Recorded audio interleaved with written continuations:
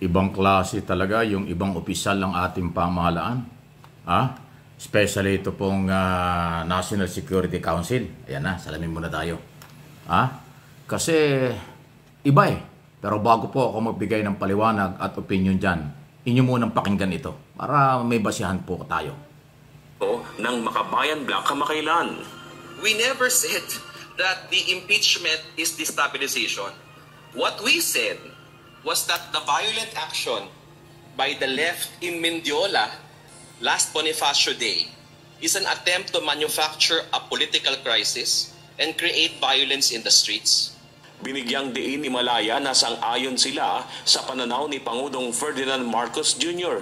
na ang pagsusulong ng impeachment ng Makabayan Black ay makakaapekto lang sa pagharap ng pamahalaan sa mas mahalagang issue. We agree that the Makabayan's impeachment of VP Sara is a distraction from the more urgent issues facing the country. The President is correct. It will tie down the Senate. It will tie down the House. And the President is just concerned with addressing the needs of the Filipino people. Tinawag rin ni Malaya na isang political opportunism ang ginagawa ng Makabayan Black. Makabayan's call for impeachment, nagpa-file sila ng impeachment left and right. Why are they doing that? Again, very clearly, it is political opportunism. Political opportunism and political mileage. Wow. Uli sinabi nito na Tindi, mananatili sila. Tindi, no? Eto, paliwanag natin. By the way, yung inyong napakinggan ay mataas na opisyal ng National Security Council. Okay? Si Assistant Director Jonathan Malaya. Sino ba si Malaya? Okay? Para may background lang kayo. Si Director Malaya ay dating Undersecretary ng Department of Interior and Local Government noong panahon ni dating Pangulong Duterte. At ang kanyang boss doon sa DILG, ayun din kanyang boss ngayon, si Retired General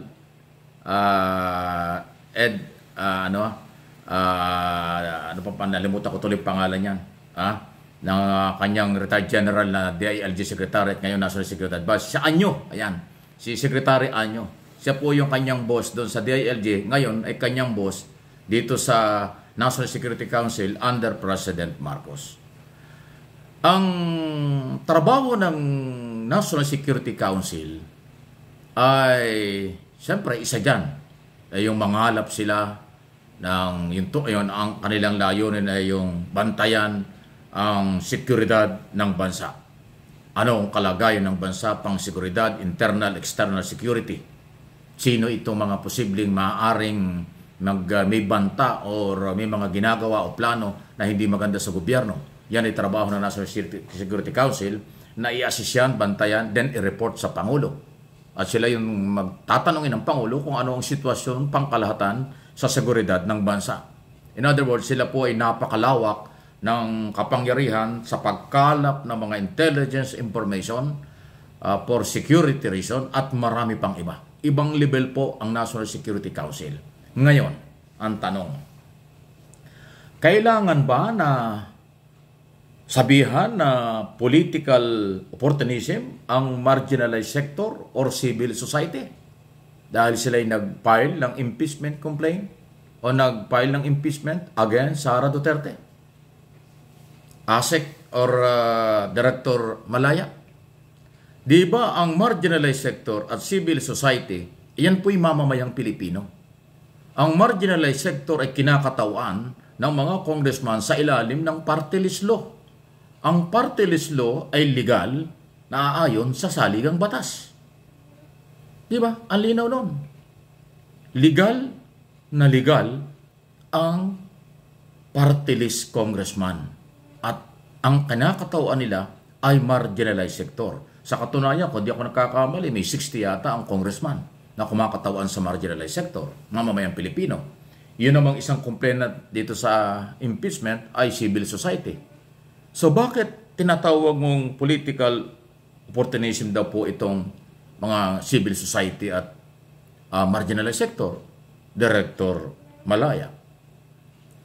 Ako, tingin ko rito mukhang mali ang interpretation nitong National Security Council. Bakit tinututulan nyo yung proseso? Di ba ang impeachment ay legal at naaayon sa saligang batas? At pag yan inadala sa Kongreso, may mandato, may obligasyon ang Kongreso at Senado na yan ay talakayin. Tingnan kung merong ebidensya o wala. Sila lang ang merong karapatan na i-dismiss yan o ituloy, i-impeach, tanggalin ang impeachable official katulad ng Vice President. Eh bakit? Ganyan ang pananaw ng National Security Council. Parang sinasabi nyo na walang karapatan ang marginalized sector. Parang sinasabi nyo na huwag nang magtalakay ng impeachment. Ibaliwala na natin ang saligang batas. Ganun ba? O baka naman nagsisip-sip ka lang kay Pangulong Marcos. Dahil sabi ng Pangulong Marcos, opinion lang yon. Ayaw niya ng impeachment. Eh parang sumubra naman yata yung pagkasip-sip nyo. Wala naman sinabi ang Pangulo na magsusulong ng impeachment. Sa aking opinion ay hindi naman kailangan dahil sayang lang oras ay political opportunism. Wala naman sinabi ang Pangulong ganon. Eh sa inyo hinugot National Security Council. Ang papel ng National Security Council ay palakasin ang national security ng bansa at security ng ating Pangulo. Pero bakit itong marginalized sector ay sinasabihan nyo ng ganito? Hindi makakatulong ito sa security. Kasi parang inaaway nyo, minamali nyo, at parang hindi nyo sinasang-ayunan yung karapatan nitong mga marginalized sector at civil society. Mr. Director Malaya, magdahan-dahan po kayo. Bago kayo magsalita, dapat aralin mabuti kung ano ang implikasyon pangkalahatan. Eh ito, hindi ho ito fake news. Nag-press conference pa kayo eh. Yung pinakita ko sa inyong video, sa press conference pa ninyo ginawa. Ibig sabihin, talagang pinaghandaan nyo. Naghanda kayo sa inyong press conference sa harap ng mga media at sabihin itong ganito. Again, trabaho ba ng National Security Council? Nakalabanin ang civil society? Kalabanin yung karapatan ng civil society? Yung marginalized sector? Ganun po ang dating sa aking interpretation at opinion. Marami kayong trabaho, National Security Council. Kaya siguro tayo nalulusutan ng mga dapat hindi nakakalabas ng bansa at saka ng mga espiya ng China di sa ating bayan kasi ang pinagkakaabalahan nyo ay yung mga politiko na sa halip na ang kanilang karapatan ay pinaglalaban, ang kanilang karapatan ay pinapakita sa ilalim ng saligang batas. Ba't hindi nyo pagtuunan ng pansin? Nakilalanin at harangan yung mga threat sa national security, yung mga pagbabanta sa buhay ng Pangulong Marcos, First Lady at Speaker of the House, threat yan sa national security. Kaya nga isa yan sa ground para ma-impeach, para matanggal sa pwesto kasi betrayal of public trust. At kaso at may pagkakriminal na kautusan at galaw kung mangyayari, huwag naman sana. Di ba? National Security Council, sir, mukhang nakisawsaw kayo rito sa isong ito, wala sa lugar. Di ba? Pasintabi na. Again, ang impeachment ay isang proseso na aayon sa saligang batas.